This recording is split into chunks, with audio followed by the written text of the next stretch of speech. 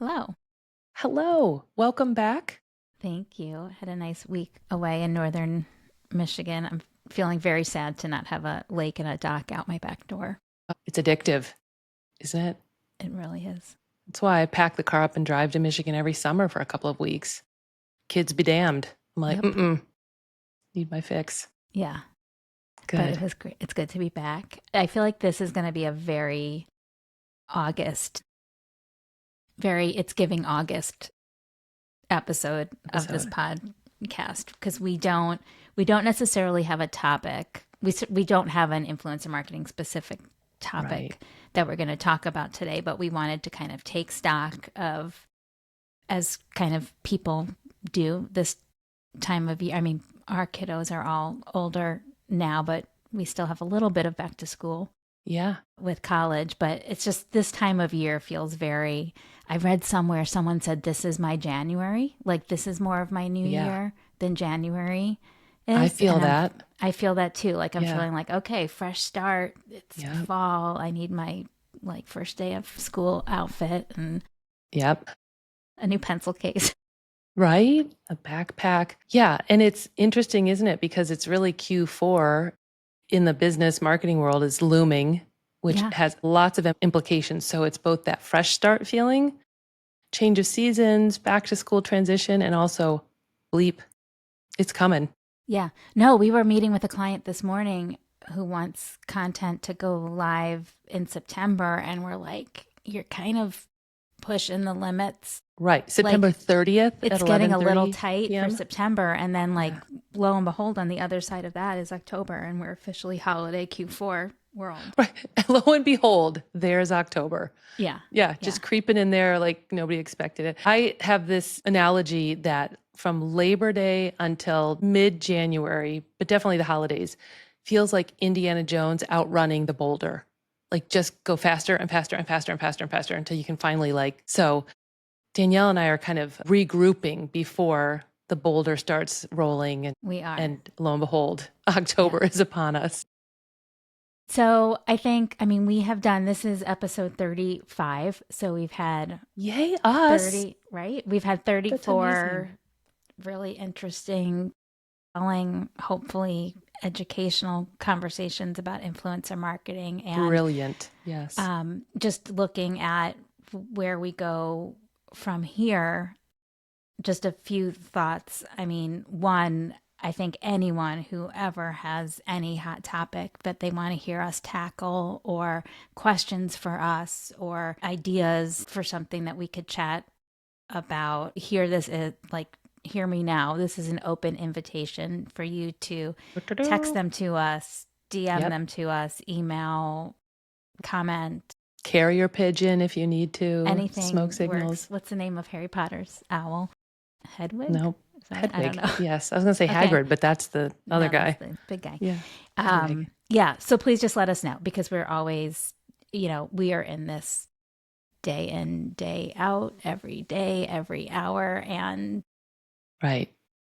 stuff And we that like feels it. kind of, Like we we like these conversations, do. right? We love it. But stuff that feels kind of old hat to us, and like, well, surely everyone knows about that already, might not be to other. It's just helpful to have input as to what's interesting and what's not interesting. So that's the first thing I think we both wanted to say is, please let us know if there's anything you want us to cover.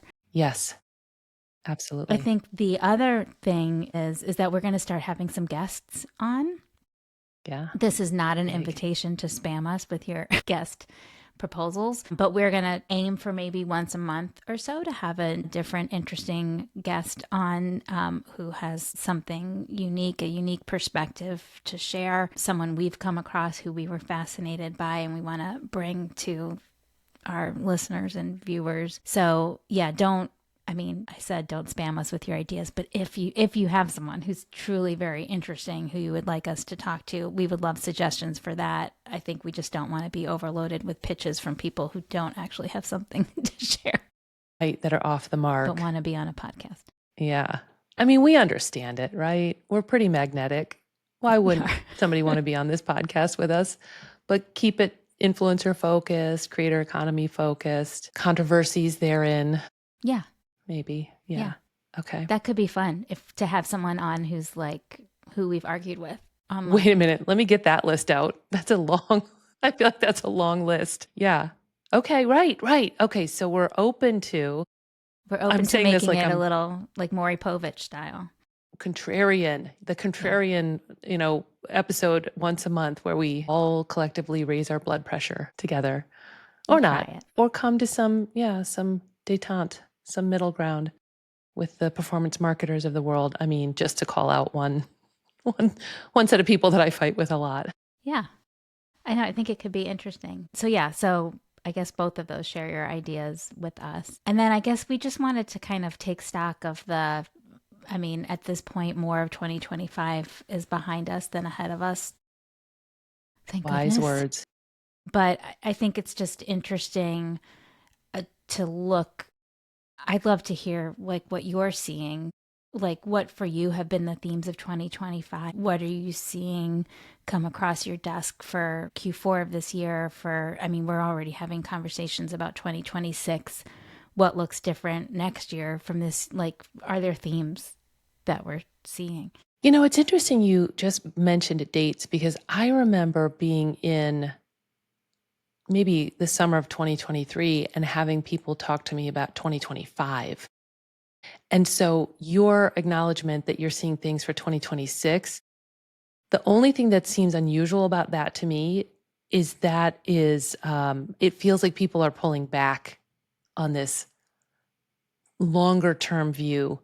I think that's an economic statement. I think so in Doing 2020, stuff, doing stuff like just like kind of one off 6 months campaign out, basis. Got right? it. 4 to Got 6 it. months out versus, hey, our 2020, like what we would normally be hearing at this point a couple of years ago is, if, it, if we heard it this way, is our 2026 budget is already accounted for. We know what we're doing.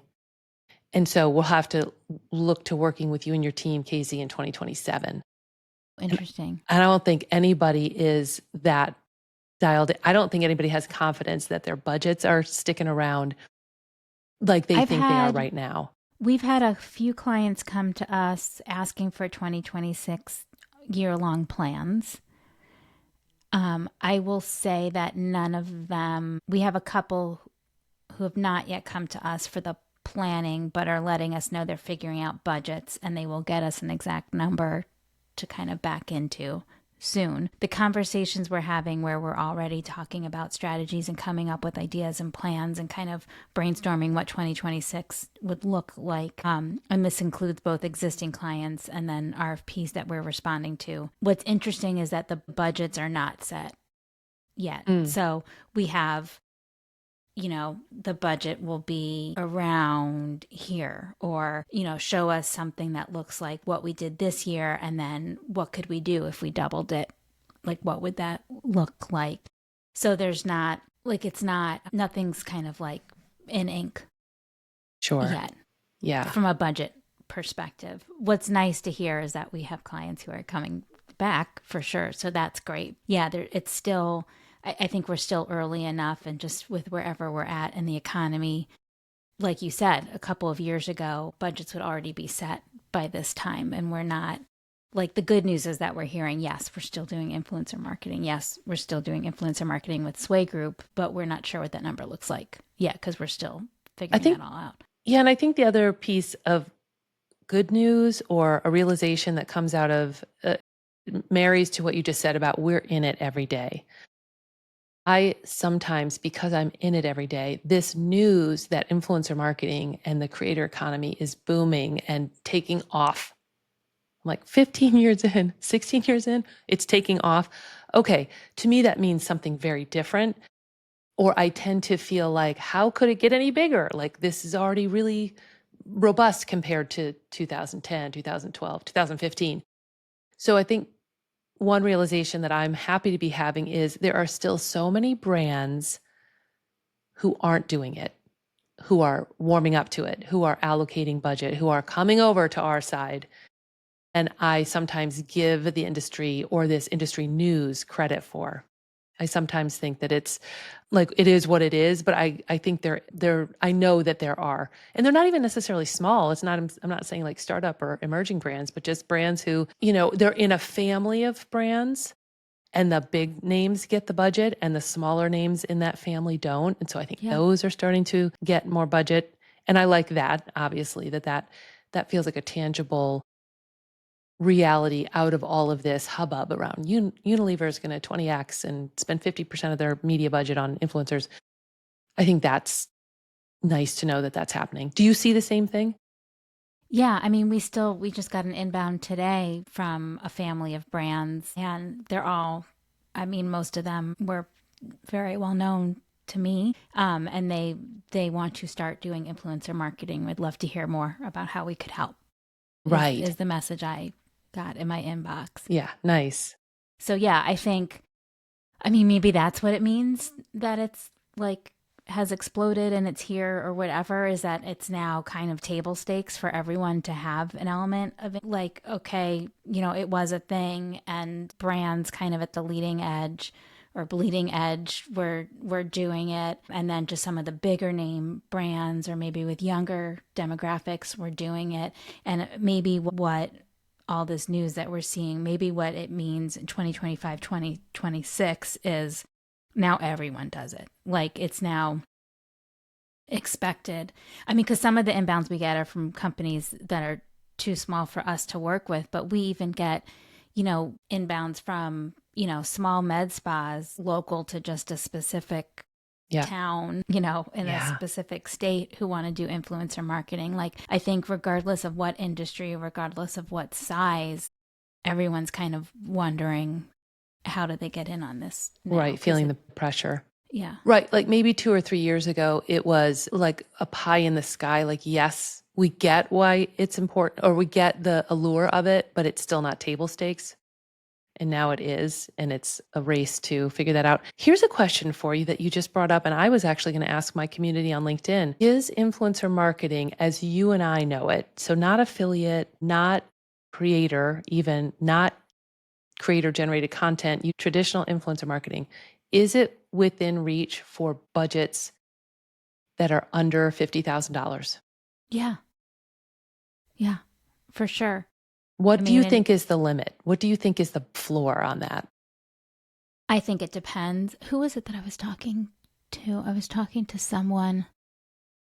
Well, there was a brand that we had a meeting with, and I had let him know what our minimums are, and he still wanted to meet with us. And it was a supplement, like a doctor founded supplement. And we were talking to him, and we got out of the meeting, and I said to my strategy director, I was like, this is not something that I'll often say, but he should be doing this himself. He should not be using an agency. He should just be finding influencers he loves and asking if they'd like to try out his supplement, and community building.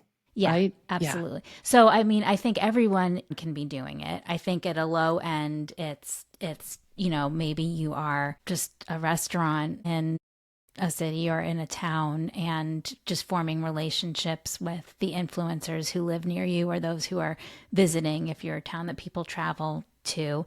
I think if you are a little bit overwhelmed, I mean, maybe it's bringing on someone part-time who has access to a platform to do it a little bit more formally. I think if you want to work with an agency, I think you can make something happen for as little as $.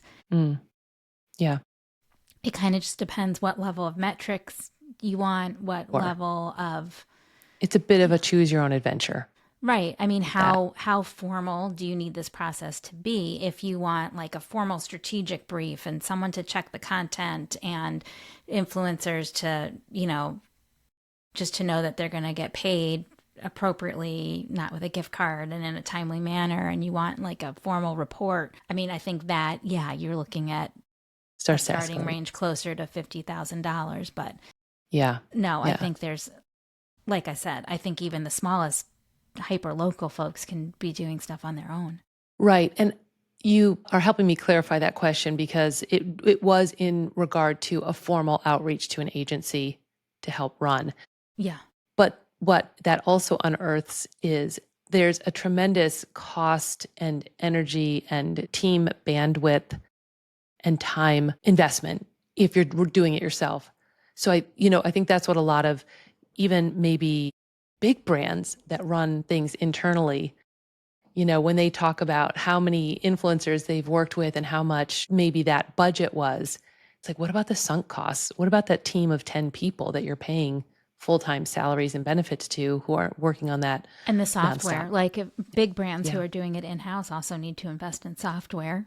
absolutely. Yeah, Yeah. there's a So lot of there's a lot to it. So I would only for your response with that caveat that when you're doing it alone, it's like quick, cheap, or easy, pick two.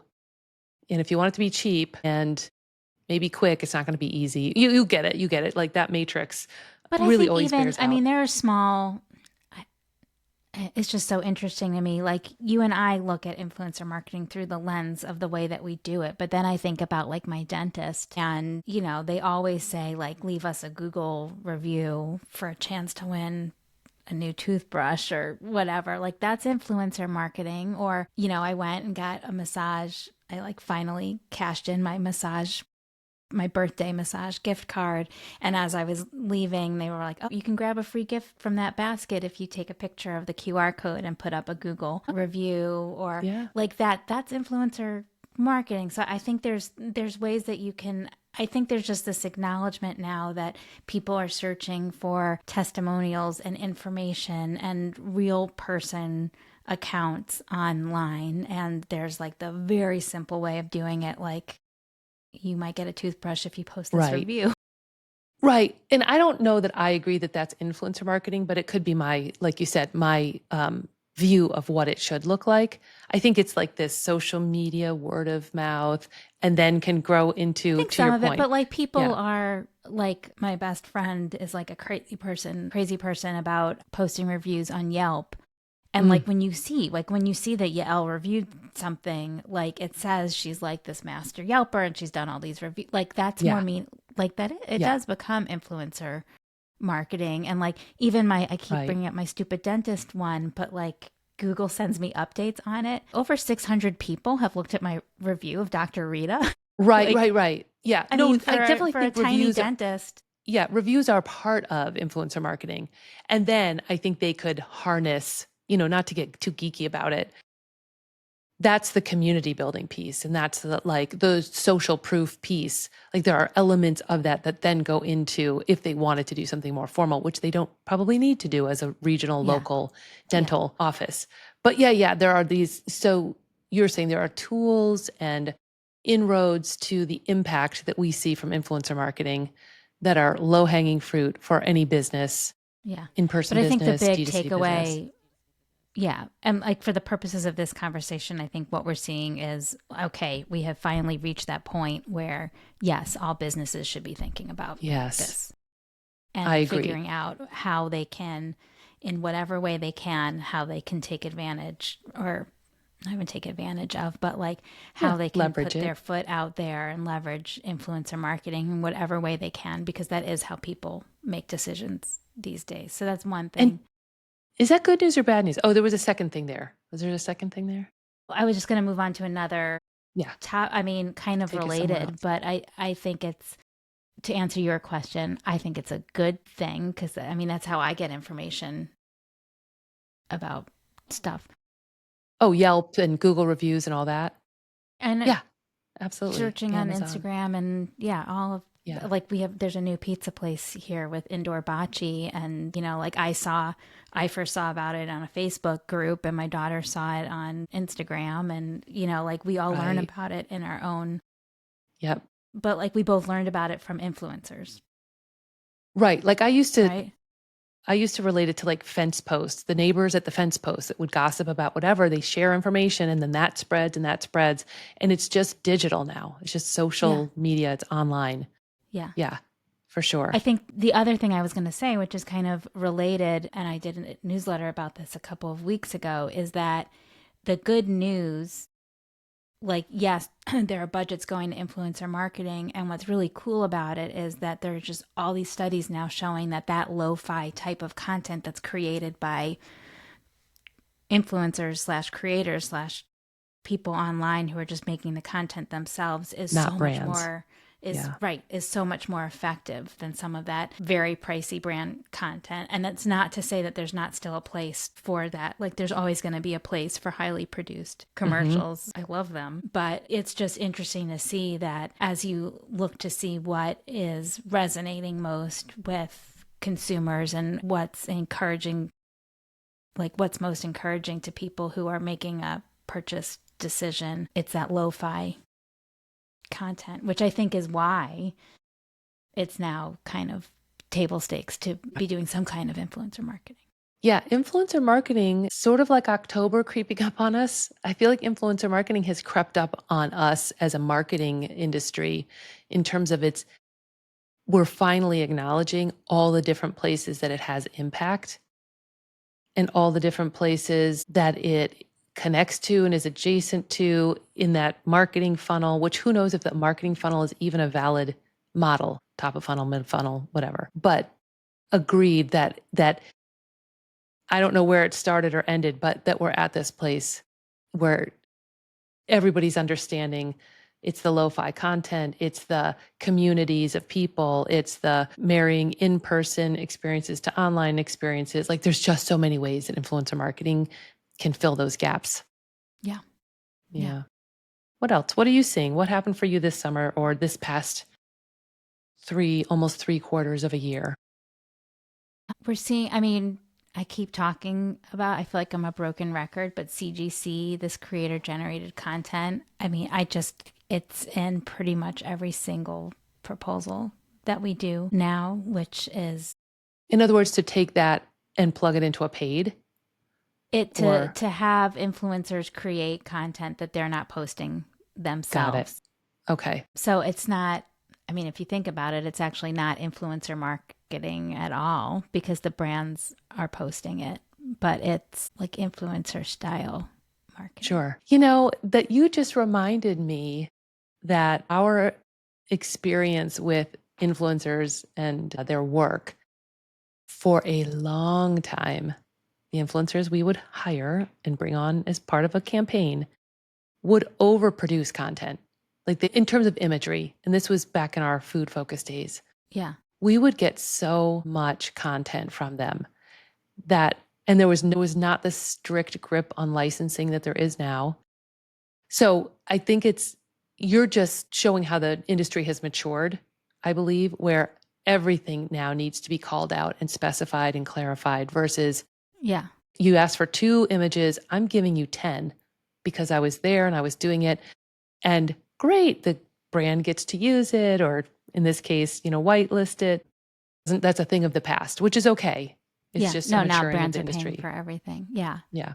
I think that I just thought of another thing that we're seeing a lot of, and it immediately left my brain. Well, I'll see if it comes back to because, every industry, now that I've been focused on marketing for almost 2 decades, like think of the pet industry, think of the hair care industry. Back when we were kids, there was like Prel and Tame conditioner. And as somebody said on LinkedIn recently, it was called cream rinse. It wasn't even called conditioner, right? It was Something. Breck cream rinse is what I used. Right, right. And then suddenly marketers and brands got crafty and realized, let's niche down in this. I mean, the number of hair products available today, outrageous, right? Same with pets. It was kibble, or it was those little beefy patties that you could like crumble up that were kind of like hamburger for your pet, Play-Doh hamburger combination. I think I had a dog growing up with no collar, no leash. She'd run out, do her business, come back in, no fence, no electric fence, none of that, right? And now the industry is so robust and dialed in. And so I liken that to your comment about what's going on with influencer marketing and the contracts that you're creating. Like, we're just getting that much more sophisticated. That And actually niching helps it. me remember what I was going to talk about, and it was about the niche thing. Like something else that we've been seeing this year is that the requests are so specific and wanting such a specific type of influencer to do something in their certain way that only they can do, and they have to be in exactly this age group and this vertical and have this style of content. We had a meeting with a client this morning and they wanted just general lifestyle influencers. And I was like, great news for you, because those people are desperate for work right now because everyone wants, These the unicorns. right, like the Yeah. totally, dentist who lives in Idaho who has 3 cats, one of whom is overweight and speaks Spanish. Like The cat everything's or the dentist? both. So like Ole. to have a client who says, we want someone who's just kind of like a generalist to let, they talk about food, they talk about their what they're wearing, they talk about the style of their house, they like share their whole life with you. It's kind of amazing to me how little we're hearing that now. And that used to be everything. Like those generalists were kind of the bulk of a lot of work that we were doing. I believe they still should be in many ways. I'm going to push back on this idea that we have to niche this down to the dentist in Idaho, 3 cats, one of whom is overweight, and they all speak Spanish. Because I think in limited cases, that's probably valid. In limited cases, I think there's a regional store that needs regional people, so forth and so on. I think there's a pressure. This speaks to a larger pressure in the industry of CYA and prove that this is working. And so let's get these unicorns. Let's get like somebody in that life cycle of content strategy or creative strategy development got a hard on for that type of person or saw somebody else working with that type of person Yeah. and needs it to work. And I think it's going to backfire. And I think in my dream world, a campaign starts or a strategy starts with a campaign that is a little bit more generalist so you understand where your hotspots are. You understand who's Yeah. resonating with your audience. You let I the mean, I audience get weigh in. that. I get that from like a smart marketing perspective. I think selfishly, like we are pretty good at finding those Spanish speaking cats in Idaho who live with a dentist. There's your new tagline. Like Yeah. just because it's hard and I know that my team can do it. Like I kind of get a thrill when we get those requests because I'm like, I'm going to blow your mind right now. Yeah. Yeah. But from like a putting on my marketing professional hat and what actually makes the most sense, I would tend to agree Yeah. with you. Yeah. Well, and I know we're not probably going too much into like the nuts and bolts of influencer marketing right now in this, but one of the trends that I also have been noticing, I don't think this is a trend actually. I think it's a bad habit that folks like you and I need to help the industry break, which is often we have prospects come to us or even clients do this and the agencies that represent them with really baked in ideas or decisions that they've made and they don't understand that those decisions necessarily impact the goal that they also set. So, for instance, this is a very generalist idea. If you had a DTC e commerce brand or something come to you right now and say, we want to sell like crazy through influencers, but it's expensive to work with them at the holidays. So, we're not going to do a holiday program. We're going to bump it. Well, during the holidays is when people are buying. So, what is your real goal? Is your real goal to save money and spend as little as you can on the influencers that you work with? Or is your goal to make money to sell? Right. And it's not that one is a better answer than the other, but sometimes the decisions of influencers are hard to work with at the holidays. It's noisy. We're not going to do it. That's a fine decision. But how does it ladder back and impact your goal? And so I think that's a trend that I've seen a lot is, and this whole niching down feels very much like that progression of we're making decisions about things and not paying attention to that first decision of what's the Yeah. outcome we want. Yeah. Well, because Interesting. everybody's an expert too, I feel like, right? Everybody can get online and learn about influencer Yeah. marketing and have a cousin Yeah. that's a creator that's successful and suddenly, or as we've talked about, have a brand position, a brand role and title, and they're getting lots of attention in that. So they spring out, do their own thing, consulting, and it's like crickets. Yeah. There's just so much about this industry that maybe is still ever evolving, but I don't know. I don't know where I was going with that. Yeah. Well, I think the point is that we still have a lot to say about influencer For marketing. sure. So Yeah. we will just continue to chatter on every week, but reminding everyone we would love suggestions, questions, input, anything as we jump into episode 36 and beyond. Yeah. We might even see some other faces in here with us duking it out. We will. It's in the works. Okay. Well, I will see you next week. See you soon, Danielle. Bye.